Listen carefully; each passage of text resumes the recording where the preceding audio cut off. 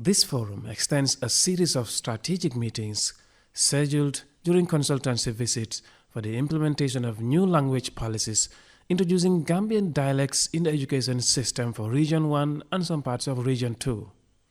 This consultancy visit for the implementation of new languages in education policy aims to gather critical perspectives and ensure alignment with stakeholders towards a comprehensive roadmap for successful rollout of the plan.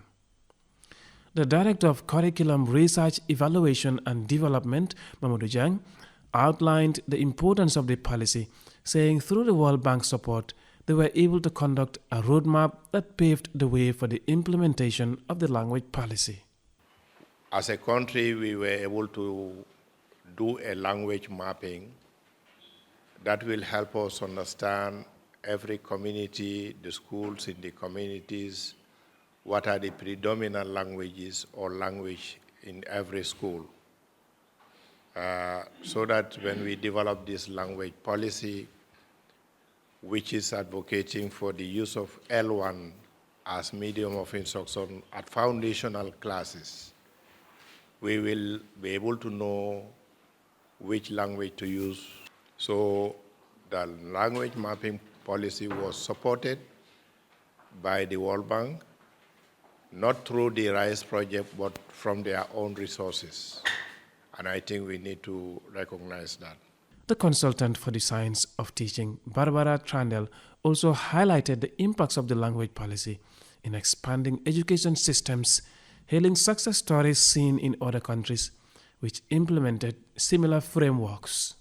I must also say that what is happening in the Gambia right now in terms of language of education, language of instruction, and policy development is very unusual, certainly in Africa. I've worked in language policy areas in Kenya, in Cameroon, in Ghana, in South Africa, and I think this is the place where I see people not just looking at the policy, because anyone can write a policy, and you just put it in and there it is, but to say, all right, now what will we do?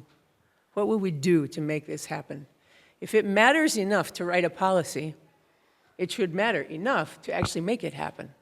Deputy Permanent Secretary, Admin of the Ministry of Basic and Secondary Education, MOPSI, Usman Ba, said the Education Ministry aims to effectively implement the new language policy. Having the policy is one thing, but implementing the policy is the most important thing.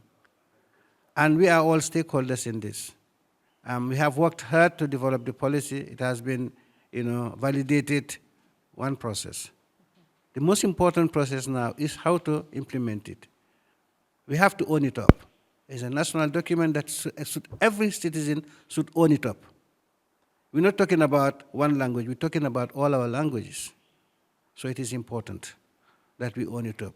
The ministry is behind Directorate of CREAT in the implementation process, and we will support it along the way. So we want to assure you that. And we also want to make sure that you people who are responsible to do your responsibility. This consultancy visit seeks to achieve key objectives in gathering information and perspectives for a complete, feasible, and effective policy implementation plan, aligning with CREAT and MOPSI policy directions and content. Momodou Lamin Choi, GRTS News.